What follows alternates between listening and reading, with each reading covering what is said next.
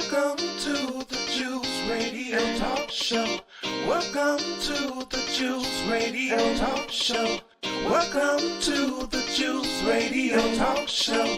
Welcome to the Juice Radio Talk Show. Reality TV, church reviews. Let's talk happy love and marriage lifestyle. Come and talk with us. Come and share with us. Come and laugh with us. Come on and pray with us. Regina Clovis, special guest. You should be following your lead. Bless. Subscribe on YouTube. Listen on podcasts. We live on IG and Facebook. This episode is sponsored by Truth and Triumph Ministries.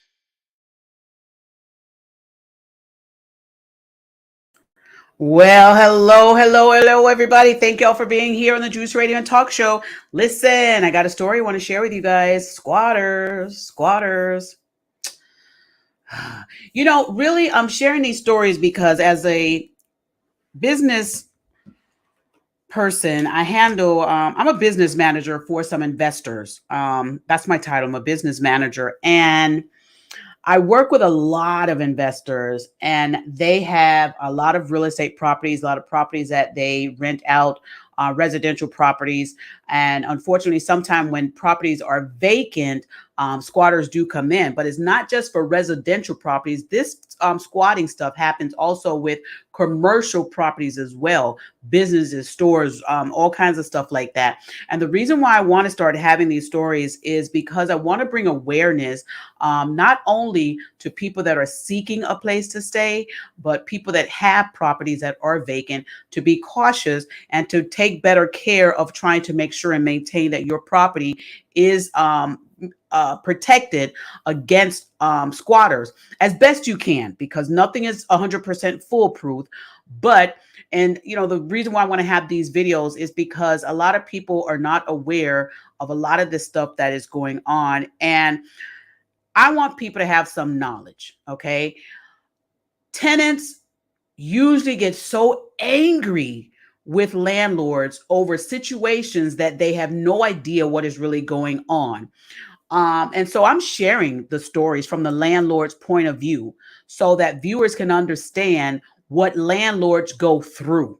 There's a lot of process. A lot of time tenants only think landlords are there just to collect money. No, it's not just to collect money. It's one of the aspects, but you guys need to know what landlords go through as far as the money they have to spend out as well. It's not just the money that's coming in. They have a large expense that they have to spend on their properties, maintaining, making sure that they're right for the tenants to move in. But another expense that landlords have to spend, and they really shouldn't have to, is covering costs of damages done by squatters. It's an unnecessary cost that landlords have to deal with, and it's not right. And also, thank you, Holy Spirit, squatters don't only go into properties that are owned by investors. There have been stories of squatters who have gone into properties of regular individuals who simply went on vacation. It's happened, you guys. There are stories out there. So the narrative is out there. I want to go ahead and say hello to everybody in the chat. Thank you so much, Aaron, for being here. Thank you for riding with me today, Aaron. Thank you so much. There's so much that we have to cover, but I'm going to be real quick because I got these stories coming back to back, and I did want to do them individually because I want to have the individual tabs so you guys can go and take a look at them. This story is coming out of the Daily Mail. This was printed on May 14th. It's coming out of the Daily Mail. And you see the title, Nightmare Squatters Who Have Invaded $1.8 million former strip club in Portland, Oregon. Listen, Portland, oh my goodness. They move electrical appliances in through a second floor window, and one resident carries a machete in the halls as the helpless owners of the building, they're talking about their building, says, I don't know what else to do. And this is a picture of the building. This was an old club. It says squatters in Portland, Oregon now occupy a $1.8 million building that housed the city's first strip club until 2 years ago. For months, squatters have lived in the building's upper floors moving electrical appliances in through a second floor window, and using a screw gun and crowbar to re-enter the building whenever they are locked out.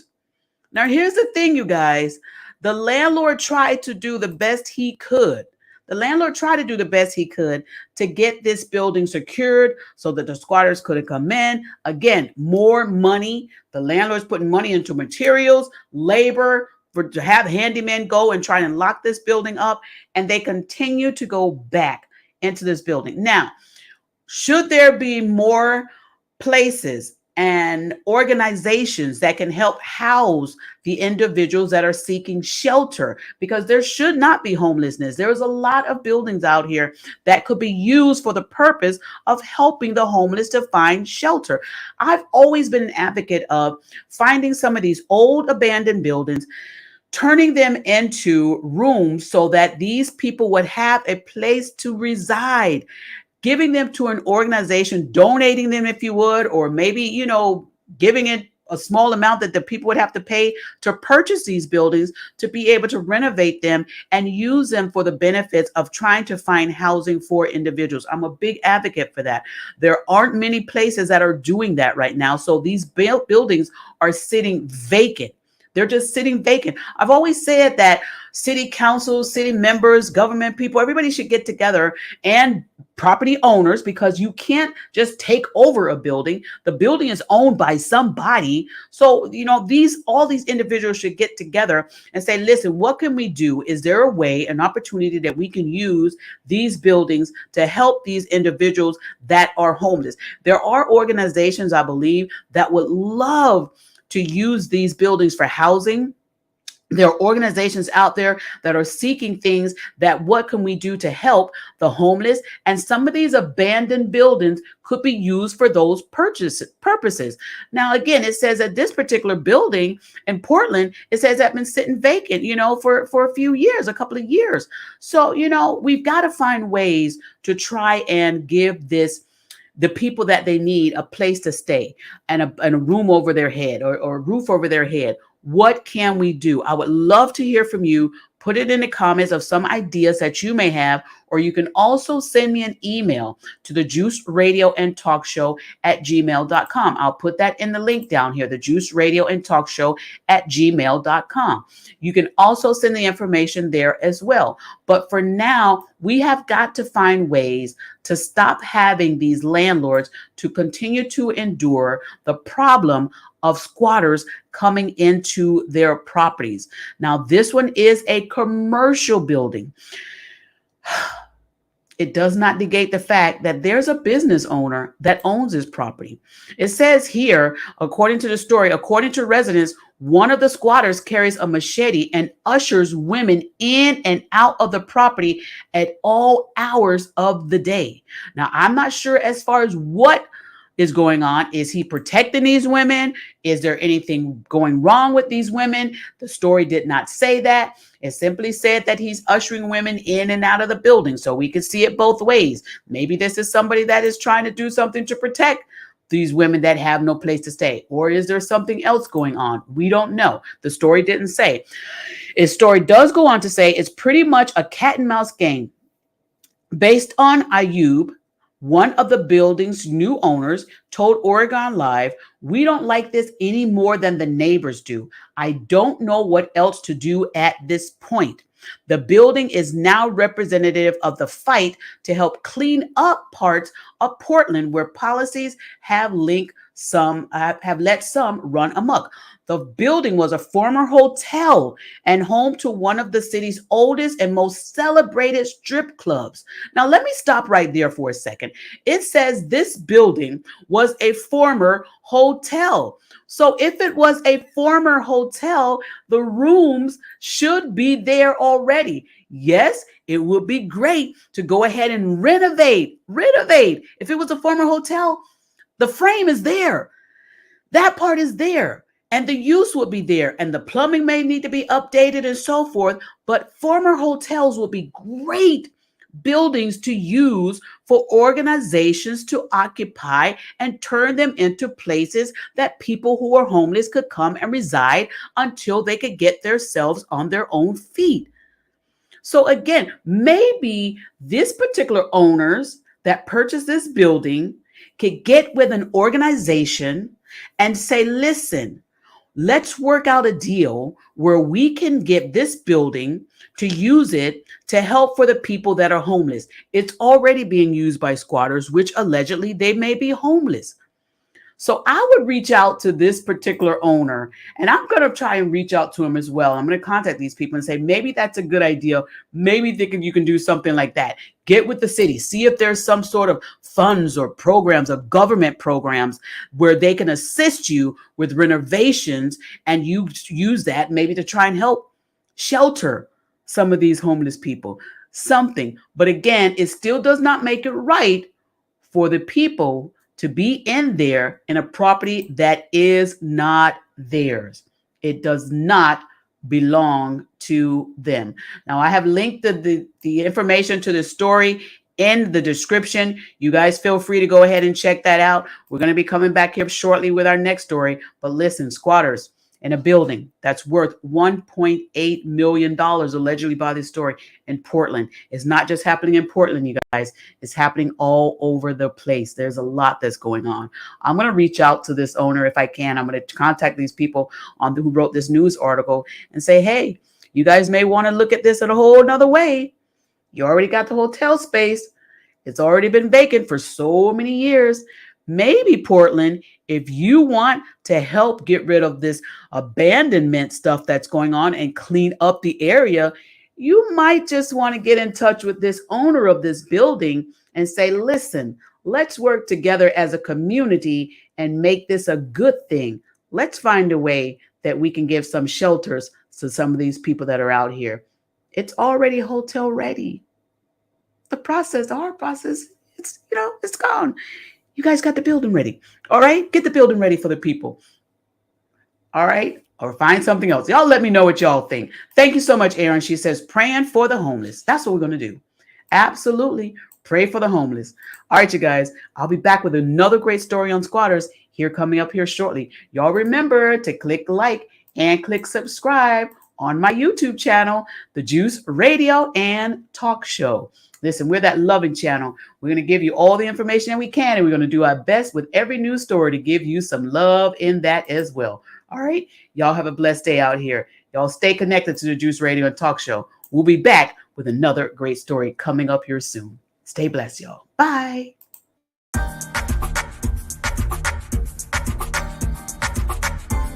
Do you enjoy smooth jazz saxophone? T.D. McCullum has 2 singles available with more to come. The first is an original song called Groove With Me, featuring the classic sounds of Washington, D.C. go-go and his smooth jazz saxophone. The second is called Drunk on Love, a smooth jazz saxophone cover of Rihanna's Drunk on Love from her 2011 Talk That Talk album. Both are available on all major streaming platforms like Spotify, Apple Music, Tidal, YouTube Music, and more. Add them to your favorite library and playlist today.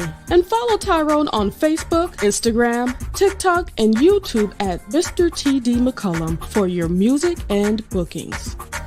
JoJo Speaks is a YouTube channel that goes live every Thursday at 9:30 p.m. with hot topics and social commentary. Come join the Light of the Leo, Mr. T.D. McCullum, and our good friend Mike, Mr. Real 121, for fun and JoJo's unique spin on today's top stories. Go to YouTube, subscribe, like, share, and comment. If you are struggling to figure out who you are and where you're heading, but need a little light to bring you back on track, subscribe to the Light of the Leo for some healing and real conversation. Here is where you will find encouragement and the reminder that you are not alone. Continue your journey to freely be yourself at all times with the Light of the Leo. She goes live Mondays at 9 p.m. Eastern Standard Time with her co-host, accountability partner, and little bro, JoJo Speaks.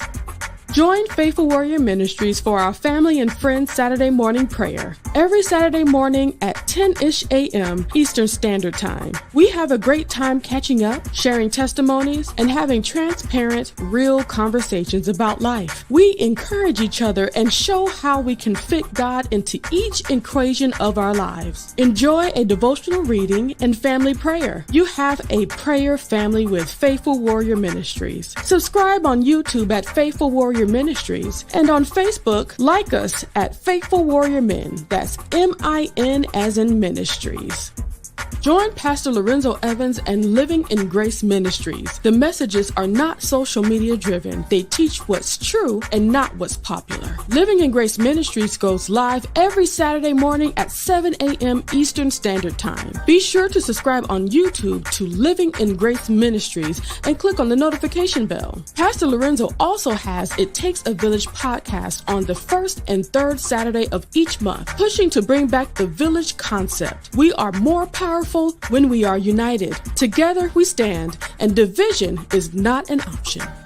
A heartfelt thank you to all of our subscribers who joined us for this video. If you have not already subscribed, go to our YouTube channel, The Juice Radio and Talk Show. Subscribe and click on the notification bell to be alerted whenever we go live. Join our private Juice community. Go to www.thejuicecommunity.com and sign up for free. Follow us on our podcast channel, The Juice Radio and Talk Show Podcast, streaming on all podcast platforms. A great big thank you to our podcast production company, Noye Podcast Productions. They can help you create your own podcast also. Contact them today at houseofnoye.com. Thank you to our sponsor, Custom Apparel Shop. Have them complete your embroidery work and silk screening needs. Do you need a logo created for your fashion apparel or company? Contact Israel Mason today. That is 786-657-7501. Thank you to our main sponsor, Truth and Triumph Ministries. Truth and Triumph Ministries, a ministry that cares about telling people the truth so they can triumph in life. Thank you, Truth and Triumph Ministries, for all you do.